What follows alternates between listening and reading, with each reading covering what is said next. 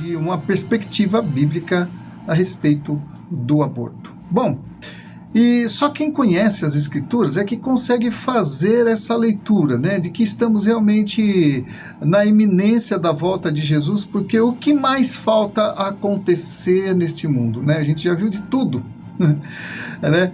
E afinal, tudo que está escrito nas Escrituras, a gente vê que já vem acontecendo e não é de hoje, tá? A inversão de valores, a aprovação de leis absurdas, absurdas do ponto de vista bíblico, absurdas do ponto de vista da ciência, absurdas do ponto de vista da humanidade de modo geral, da nossa cultura, né, que é inclusive a cultura com viés muito forte do cristianismo. Então nós somos um país predominantemente cristão e nós não podemos conniver com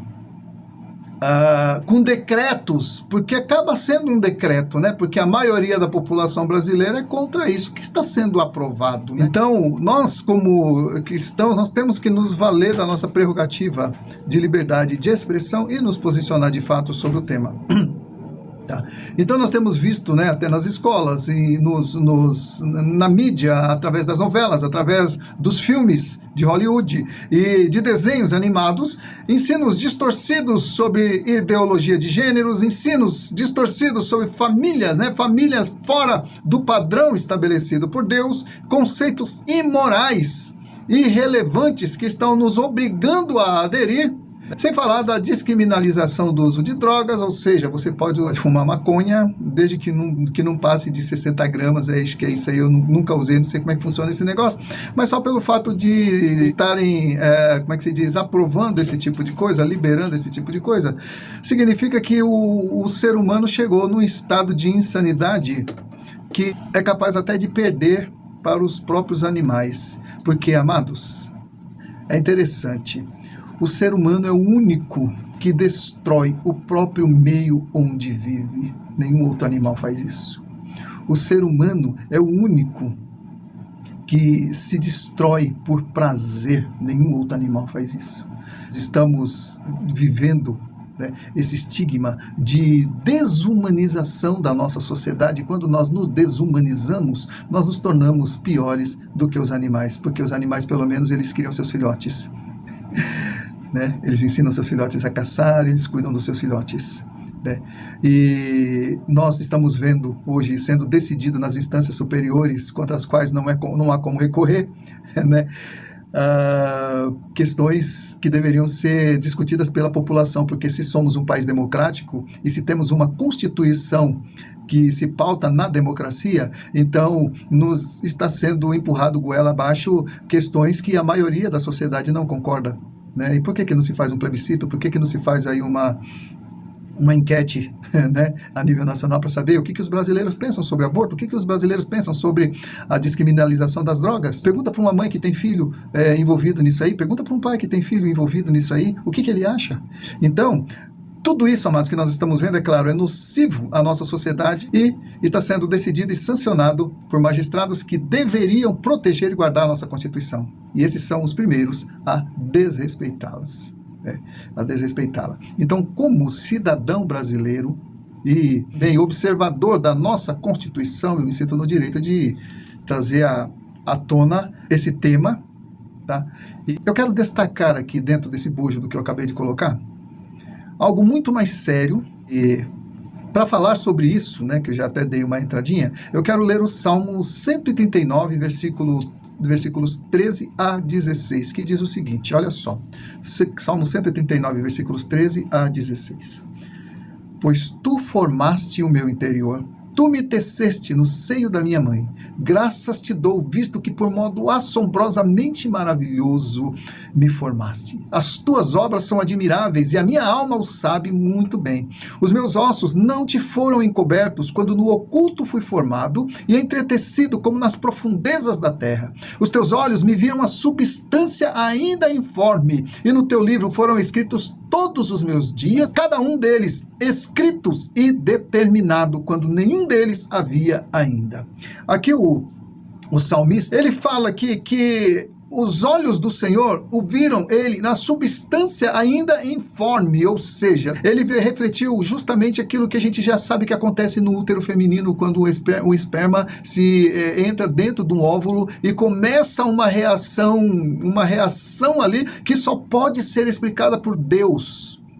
A ciência não explica como é que de repente de um óvulo, um esperma, e daí a pouco vão surgindo as células, daqui a pouco vai se formando um embrião, e aí começam, algumas células se tornam as células dos olhos, outras células se tornam as células da língua, outras células vão se tornando as células do revestimento do corpo, da pele, e aí vai se formando uma criatura humana dentro de um útero de uma mãe. E é isso que o salmista está dizendo. Ele diz: graças te dou, visto que por modo assombrosamente maravilhoso me formaste. Amado, quando Deus criou o homem, ele caprichou na criação do homem.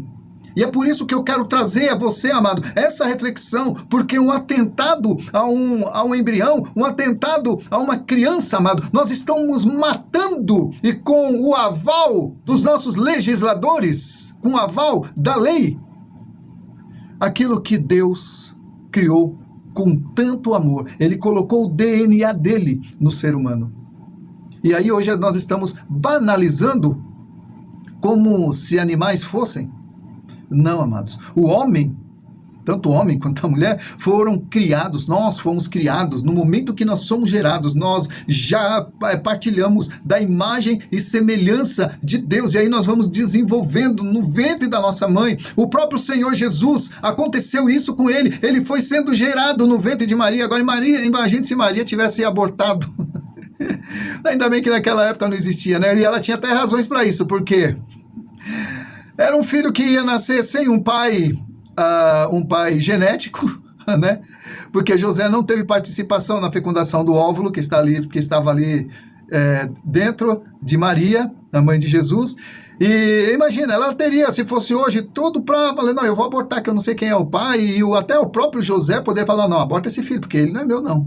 Né? Já imaginou se Jesus tivesse sido abortado? Mas ainda bem, amados, que Deus tinha um plano. Assim como ele tem um plano na vida de cada um de nós, mas nós podemos sabotar esse plano. Sabe como? Matando aquele que Deus criou à sua imagem e semelhança. Né? E quando se trata de entes tão indefesos, tão sem defesa, tão inocentes, que estão sendo ali gerados, formados, uma criança com 3 meses de idade ali no ventre da sua mãe, ela já tem um coração pulsando dentro dela, ela já tem sensações, ela já respira, quer dizer, não sei se respira, né? Mas ela já tem um coração batendo dentro dela. E aí o tempo vai passando, ela vai crescendo, ela vai se desenvolvendo, e à medida que vai se desenvolvendo, a mãe vai criando aquele amor pelo filho, quer dizer, dentro de uma civilização normal. Agora, amados, uma coisa interessante, que o aborto, na verdade, ele é o efeito de uma causa, porque para existir o aborto, primeiro teve que existir quem se engravidasse, ou quem fosse, né, quem estivesse grávida. Ou seja, uma jovem, uma mulher, uma adolescente, que de repente, por falta de conselhos dos pais, por falta de amor, por ter criado num lar desestruturado, ela se entrega nos braços de um cafajeste, de um rapaz que deita, dorme com ela ali, faz sexo com ela, engravida essa moça, e depois ela nunca mais vê esse rapaz, e quando ele sabe que ela está grávida, ele desaparece do mapa, e aquela garota então vê como única alternativa para ela continuar a vida dela, é chegar numa clínica de aborto e abortar.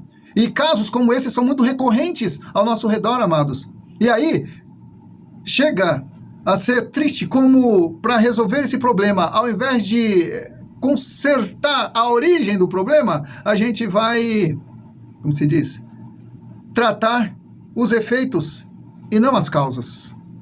Ou seja, acumulando pecado sobre o pecado. Até por uma questão de princípios, né? Qual é a situação em que um homem pode possuir a mulher, biblicamente falando? Responde aí, você que está me ouvindo e você que está, né, me assistindo agora.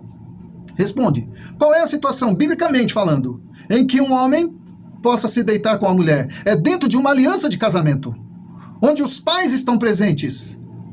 Mas não, de repente, Nós estamos numa sociedade, amados, em que uma jovem de 13, 14, 15 anos, ou um jovem, um rapaz de 13, 14, 15, 16, 18, 20 anos, se ele não tiver tido nenhuma relação nessa idade, ele é ridicularizado pelos colegas, ao invés de ser aplaudido. Porque parece que fazer o que é errado dá mais status do que fazer o que é certo. E parece que nós estamos, amados, na contramão do que dizem as Escrituras. E é por isso que o mundo está do jeito que está. E a gente quer consertar um problema causando outro. Pior, a Bíblia diz que um abismo chama outro abismo. E agora, como se não bastasse uma sociedade sensualizada dentro da qual nós estamos vivendo, em que não há pudor, em que não há fidelidade no casamento, em que não há castidade mais sendo aplaudida, a castidade sendo valorizada. As pessoas fazem sexo como se fosse num restaurante ou no fast food, sei lá. E aí engravida e vai lá e tira o bebê. E ainda chamam isso de saúde pública? Que é uma questão de saúde pública? Seria saúde pública se essas adolescentes ou esses adolescentes, se a nossa sociedade tivesse instruções mais adequadas sobre sexualidade na adolescência? Mas não, ao invés disso, se distribui até camisinhas. Ensinam-se crianças a deturpar a sexualidade, algo que Deus criou com tanta seriedade, com tanta santidade. O apóstolo Paulo, se eu não me engano, diz: digno de honra é o casamento, bem como o leito sem mácula. O leito sem mácula, ou seja, um casamento, um leito onde não há traição, onde não há nada que esteja fora do que foi estabelecido por Deus. Mas nós estamos vivendo aí, amados, diante de nós, a deturpação do casamento, isso sem falar de casamento entre pessoas do mesmo sexo, que biblicamente não procede. Eu estou me pautando nas Escrituras e como pastor, eu me vejo no direito, ainda dentro do que a Constituição me assegura, pregar sobre aquilo que eu creio. Você pode discordar de mim ou não, é direito teu, com todo respeito a quem pensa diferente, mas eu estou aqui falando para um público, com pessoas que são cristãs, mas que muitas delas precisam amadurecer espiritualmente para não ser conivente com o que está acontecendo. E se nós nos calarmos em face do que está acontecendo, é sinal que a gente está consentindo nisso tudo, a gente não quer se envolver, não quer se comprometer. Uma vez falaram para o apóstolo Pedro, lá pouco depois da ressurreição de Jesus, quando Pedro estava pregando ali e tal, e aí os fariseus, os religiosos daquela época falaram para ele: olha, não pregue mais sobre esse nome aqui, nós não queremos mais saber de Jesus.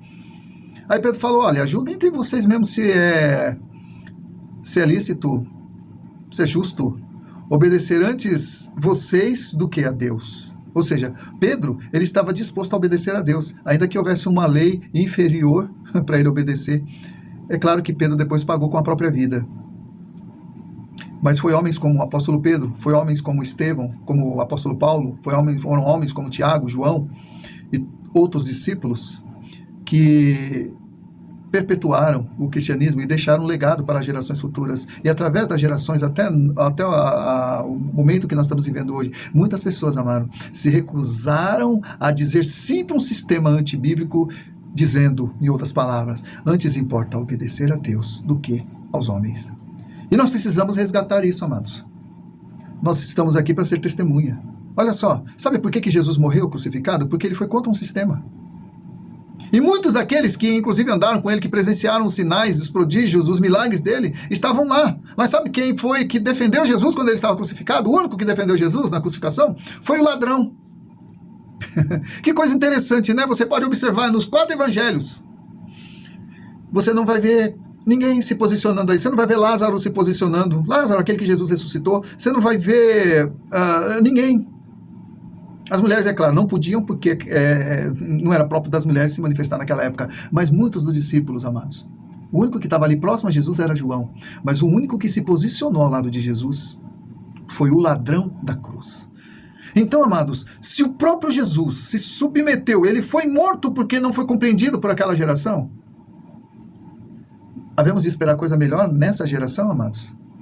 Nós temos que tomar posição, Não estou dizendo aqui de partir para a violência, nada disso, mas nos posicionar. Onde tivermos oportunidade, falarmos: olha, a Bíblia diz isso. Olha, está escrito assim.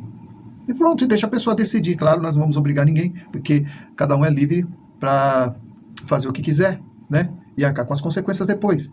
Mas nós, enquanto cristãos, nós temos que ser sal e luz. Abrir a nossa boca e falar daquilo que Jesus tem feito em nós, daquilo que nós aprendemos nas Escrituras, pregar aquilo que nós cremos, ainda que hajam contrariedades e rejeições, né? Bom, então, amados, olha só para a gente ter uma ideia da coisa, né, dessa questão do aborto. Esse salmo diz que Deus, o Criador, o salmo que eu li, né, ele diz que o Deus, o Criador, está presente observando e efetuando o milagre da vida de cada ser humano que é formado no ventre de uma mulher. Ele não estava observando só ali Davi quando estava no ventre da mãe dele, não. Deus, ele é onisciente, ele é onipotente, ele é onipresente, ele sabe quem é que está no ventre de cada mulher grávida. Agora, Deus, ele não interfere na decisão. Cada um é responsável pela decisão que toma. Ele não interfere. Ele promove aquilo que é natural. Um homem, vou usar um termo aqui corriqueiro, um homem transa com uma mulher, coloca o sêmen dentro dela. Esse sêmen percorre um caminho que vai chegar no ovário, acho que é isso mesmo, que vai fecundar um óvulo. Isso é natural, isso acontece, Deus criou dessa forma, mas Deus está assistindo tudo. E essa mulher, então, chega um momento que ela percebe que a menstruação está atrasando, não está vindo e tudo, aí ela acha que está ligeiramente grávida. Meu Deus, estou grávida! E aí não sabe como fazer, porque parece que aquele cara com quem ela se deitou, ela nem sabe onde é que está, nessa altura. Ou sabe, né, mas... não sei, não era o momento? Puxa, porque e agora? Eu engravidar agora? E como é que vai a minha faculdade, meu emprego e minha juventude? Tem muita gente que começa a pensar, puxa, estou grávida e agora? Como é que eu vou fazer para continuar meus estudos? Como é que eu vou fazer? Como é que meu pai vai ver isso? Como é que minha mãe vai ver isso? Enfim, amado, o pecado é gostoso, mas tem preço. E muitas vezes o preço é mais alto do que a gente imagina que possa pagar. E é por isso, amado, que existem as Escrituras para que a gente ande corretamente. E o resultado, amado, é nobre. O resultado, sabe, uma família com filhos, né? Eu posso tirar isso pelo meu próprio exemplo. Meu filho está aqui me auxiliando, o Jonatas. Eu tenho mais 2 filhos que já estão casados e os dois, eles têm também 6 filhos. Eu já tenho 3 netos, né? 2 netos e uma neta.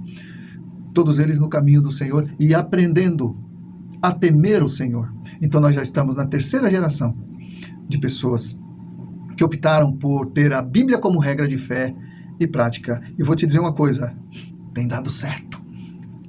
Tem dado certo, glória a Deus, né? Deus, como eu havia falado, né? Ele está presente em toda a fecundação, a gestação de uma mulher. Ele está ali, olhando, observando e providenciando tudo para que aquela criança nasça com saúde. Mas de repente, por alguma anomalia, alguma coisa, pode acontecer muita coisa, né? A gente não sabe os propósitos de Deus em plenitude, mas cada ser humano que é fecundado e que nasce, Deus sabe como ele foi gerado, como ele vai ser, como ele vai crescer, e Deus espera que ele nasça. Mas está também nas mãos dos progenitores abortar, porque a decisão é sua. Olha só, Deus não interfere na decisão, mas ele honra quem decide pela vida, porque nós fomos criados para a vida e a morte, amada, é consequência do pecado. Inclusive matar é pecado. Deus, no ventre de uma mulher, ele começa então a efetuar o milagre da vida em cada ser humano. E por uma razão muito simples, porque cada ser humano que é gerado no ventre de uma mulher, ele é gerado à imagem e semelhança dele, do Criador, à imagem e semelhança de Deus. Não importa se você crê em Deus ou não, não desmerece o fato de que há um Criador que deu início a todas as coisas e facultou ao homem, ao ser humano, né, a capacidade de procriar. Deus falou para Adão: frutificai, enchei a terra, dominai e sujeitai, né? Crescer e multiplicai, né? Então, o crescer e multiplicar não pode acontecer se toda vez que engravidar, aborta. Tira o neném, não quero. Né? Não dá para crescer e multiplicar assim. E também não dá para crescer e multiplicar com pessoas do mesmo sexo. Tem que ser um homem e uma mulher. Para crescer e multiplicar, tem, né? Então, e como essa é a razão de ser de uma família, ou para preservar a espécie, para preservar a humanidade, então espera-se que a gente faça conforme está no manual de instrução, que é a Bíblia. Agora, amados, como nós somos criados à imagem e semelhança de Deus, e seja qual for a cor, o sexo, a nacionalidade, o status financeiro, todos nós, né, nascemos de uma mulher, fomos gerados no ventre de uma mulher, não fomos gerados no ventre de uma ursa, não fomos gerados no ventre de uma loba, de uma onça, fomos gerados no ventre de uma mulher, assim como Jesus foi gerado no ventre de uma mulher, então fomos gerados à imagem e semelhança de Deus. Aí você entende por que essa questão do aborto, ela vai mais longe do que uma simples questão de saúde pública? Até porque se fosse só questão de saúde pública, não teria chegado a esse ponto. Teria tratado o problema lá atrás, educando as nossas adolescentes, educando as nossas crianças, educando, né, ensinando. Isso é saúde pública. E não remediando com agravantes. Porque imagina, uma mulher que mata o próprio filho que ela gera, como fica a cabeça dessa mulher? Eu conheci algumas. Eu posso dizer, amado, com muita clareza, algumas dessas com quem conversei se arrependeram, mas quando você se arrepende de ter abortado um filho, não dá para você voltar à fita, porque é uma realidade que aconteceu. Está na memória, não sai nunca mais. E muitas vezes as pessoas que aprovam isso não têm ideia do que elas estão causando na mãe, que é convidada ou que é induzida a praticar um aborto, que é estimulada a praticar. Os reflexos espirituais e os reflexos emocionais que isso causa. Porque é um homicídio. Um homicídio legalizado. Olha só que triste. E é por essa razão, amado, que Deus condena sob pena de maldição o autor do sangue inocente derramado. Ouça o que diz em Salmo 94, versículo 20 e 21. Pode acaso associar-se contigo o trono da iniquidade, o qual forja o mal, tendo uma lei por pretexto? Ajuntam-se contra a vida do justo e condenam o sangue inocente. Vou ler de novo. Pode acaso associar-se contigo o trono da iniquidade? O que é trono? É lugar de autoridade. O trono da iniquidade, o qual forja o mal, ou seja, esse que está sentado no trono da iniquidade, uma autoridade que legisla, que julga, certo? E que forja o mal, tendo a lei por pretexto, ou seja, deturpa a lei para poder valer a sua narrativa. E ajuntam-se, não é um sozinho, é um colegiado, contra a vida do justo. Olhando aqui para a criança, já que a gente está falando de aborto, né? Uma criança que não tem culpa de ter nascido, de ter sido gerada. Que, na verdade, quando você insurge contra alguém que não tem culpa, Deus toma essa causa. Ele diz aqui, e condenam o sangue inocente. Isso é sério, amado? Muito sério. Em Números, capítulo 35, versículo 33, olha o que diz. Assim não profanareis a terra em que estais, porque o sangue profana a terra. Nenhuma expiação se fará pela terra por causa do sangue que nela for derramado, senão com o sangue daquele que o derramou. Ou seja, pena de morte para o assassino. Sabia que Deus é a favor da pena de morte? Pelo menos no Antigo Testamento era. Aquele que matasse seria morto. Porque o sangue, ele diz, Deus ele fala que o sangue inocente traz maldição para a terra. E essa maldição só é quebrada pelo derramamento do sangue do culpado. E quanto sangue inocente tem sido derramado nesses abortos que a gente tem visto por aí? E agora, amados, sendo sancionado, descriminalizado, não fará justiça o juiz de toda a terra? Deus está olhando para tudo isso. Deus está olhando. E quando se fala, amado, de sangue inocente na Bíblia, fala-se de pessoas ou crianças vulneráveis, ou seja, sem defesa, homens e mulheres vítimas de violência, ou seja, pessoas inocentes, independente da idade, incluindo alguém que está ainda sendo gerado no ventre de uma mãe. Agora, o mais absurdo nisso tudo é crime matar uma onça. Se você matar uma onça, você está com a sua vida complicada. É crime matar um urubu. Você mata um urubu e alguém vê você matando um urubu, porque não se come carne de urubu, né? Pelo menos eu não conheço, nunca vi um prato com um urubu, né? Sendo prato. Mas é crime. É crime matar um cachorro ou qualquer animal silvestre, mas não será mais crime matar um ser humano. Meu Deus, me ajuda a entender essa geração, Senhor. É crime matar animais, mas pode matar um ser humano ainda no ventre da sua mãe? Senhor, me ajude a entender essa geração. É complicado. Olha só a incoerência e o absurdo que estamos vivendo em nossos dias. A vida de um animal vale mais do que uma vida humana. Pois é isso que quer dizer a lei.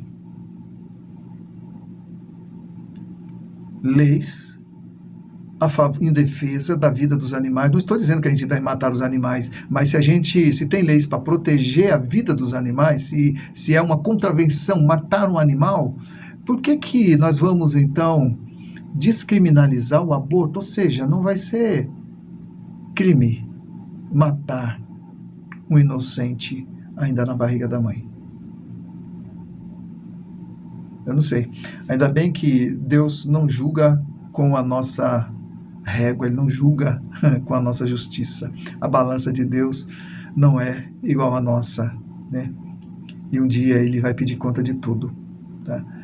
A incoerência e o absurdo que nós estamos vivendo esse dia, né? Mas, sobre isso também é importante lembrar, amados, que Jesus não morreu pelos animais. Nenhum deles, mas sim pelos seres humanos, por todos eles. Pois foram gerados e criados à imagem de Deus. Ah, pastor, mas ele é fruto de um estupro. Tudo bem, vamos amparar essa mãe, vamos, né? Aí é onde entra a questão da saúde pública, a gestão pública. Vamos amparar essa mãe, vamos dar o que for preciso para que ela tenha uma geração, ela tenha esse filho. Agora, é claro, se o filho nasce com alguma anomalia, se o filho, se ele já nasce com a tendência a não sobreviver, depois de ter feito todos os exames, ou se coloca a mãe em risco, aí tudo bem, ainda pode-se, né, abrir essa exceção. Mas matar a criança no ventre da mãe, simplesmente porque você não quer o filho? Todas as nossas atitudes têm ressonância para nós e para os outros. Todas as nossas decisões têm consequências. E a gente precisa aprender isso. Só que parece que isso não está sendo mais ensinado nas escolas. No meu tempo escolar, amados, a gente era ensinado até a limpar os ouvidos. Pasmem vocês. A gente era ensinado até usar meias limpas para não ficar com o pé cheirando chulé.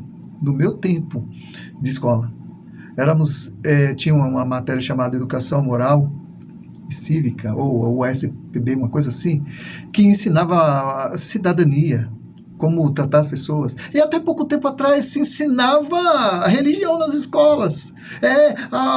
Se ensinava, né, a respeito de Jesus, amar o próximo, não roubar, não furtar, não matar, não se levantar contra o seu próximo. Ensinava a política do bom relacionamento, a política da boa vizinhança. Tudo isso se ensinava dentro do bojo da religião. Não, mas foi banido. E o que sobrou disso tudo? Em termos de cidadania, em termos de formação do caráter, sobrou muito pouco disso. Então, nosso sistema de ensino hoje está comprometido.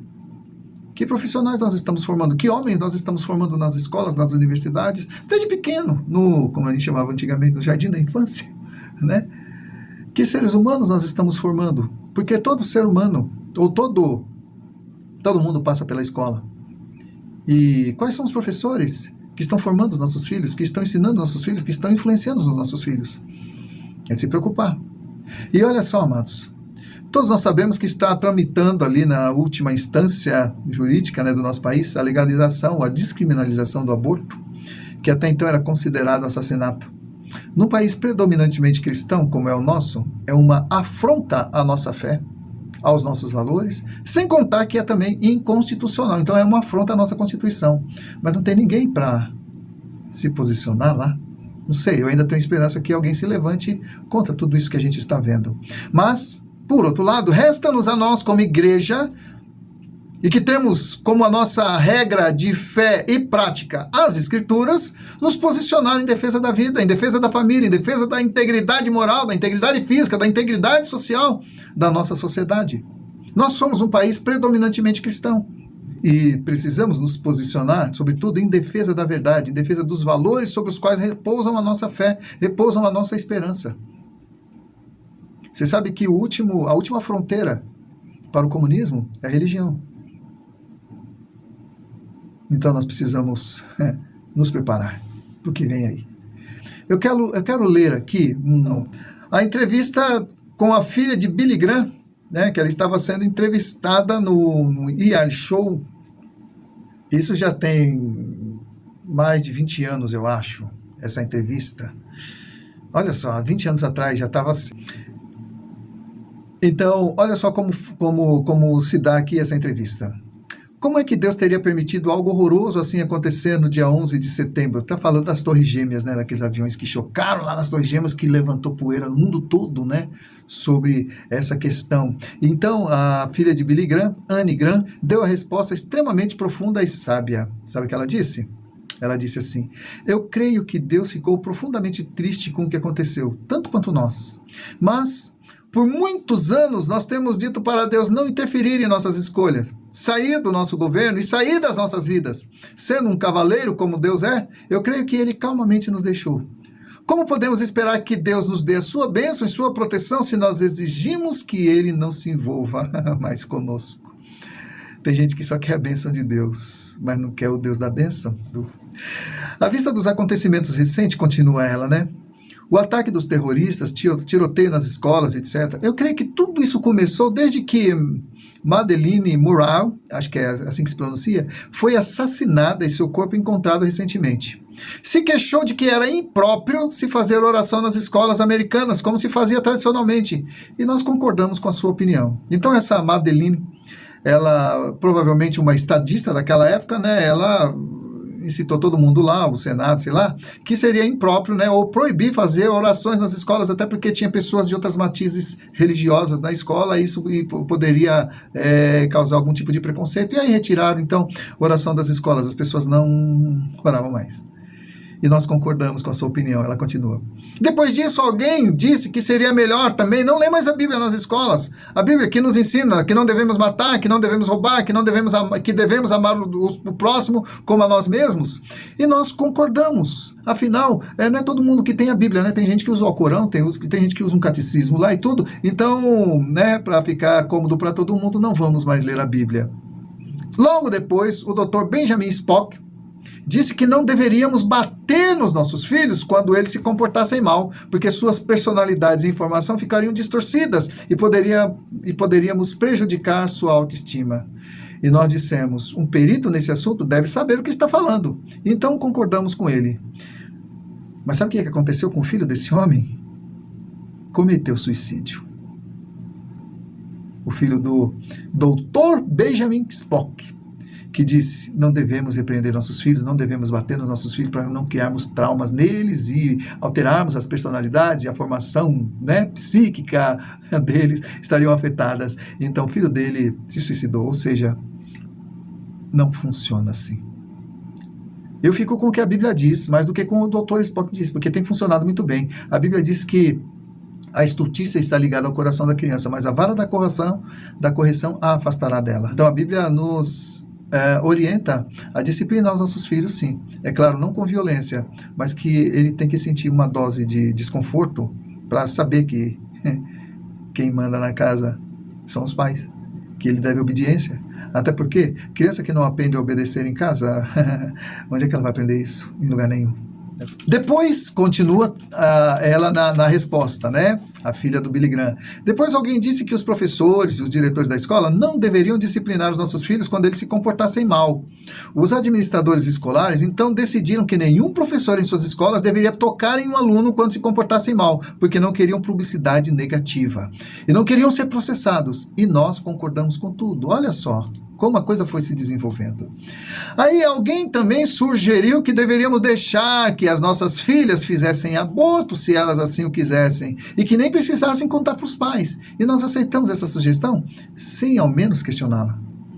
Em seguida, algum membro da mesa administrativa escolar, muito sábio, disse que, como rapazes serão sempre rapazes e como homens iriam acabar fazendo o inevitável, que então deveríamos dar aos nossos filhos tantos preservativos quantos eles quisessem, para que eles pudessem se divertir à vontade e que nem precisaríamos dizer aos seus pais que eles tivessem obtido os preservativos na escola. E nós dissemos, está bem, olha só. O estímulo à sexualidade precoce. E aí, amados, você entende por que nós chegamos onde chegamos? Mas continua ela aqui. Então alguém sugeriu que imprimíssemos revistas com fotografias de mulheres nuas e dissemos que isso é coisa sadia, né? E eu acrescento, é cultura, né? E uma apreciação natural da beleza do corpo feminino. E nós concordamos. Depois, uma outra pessoa levou isso a um passo mais adiante e publicou fotos de crianças nuas. E foi mais além ainda, colocando-as à disposição na internet. Tudo isso nos Estados Unidos, tá? No Brasil, isso não acontece de jeito nenhum. Quem dera. Bom, e nós dissemos, está bem, isso é democracia. Eles têm direito de ter liberdade de se expressar e fazer isso. Olha só. E aí, então, a indústria de entretenimento disse, vamos fazer shows de TV e filmes que promovam profanação, promovam o sexo ilícito, e vamos gravar músicas que estimulem o estupro, que estimulem o uso de drogas, estimulem o assassinato, o suicídio e temas satânicos, músicas, né, com temas satânicos. Ninguém leva isso a sério mesmo? Então, façamos isso. E agora nós estamos nos perguntando por que nossos filhos não têm consciência sadia? E por que não sabem distinguir entre o bem e o mal, o certo e o errado? Por que não lhes incomoda matar pessoas estranhas aos seus próprios colegas de classe ou a si próprios? Provavelmente, se nós analisarmos isso seriamente, iremos facilmente compreender que nós colhemos exatamente aquilo que plantamos. Se uma menina escrevesse um bilhetinho para Deus dizendo, Senhor, por que não salvaste aquela criança na escola? A resposta de Deus talvez fosse essa. Querida criança, não me deixaram entrar nas escolas.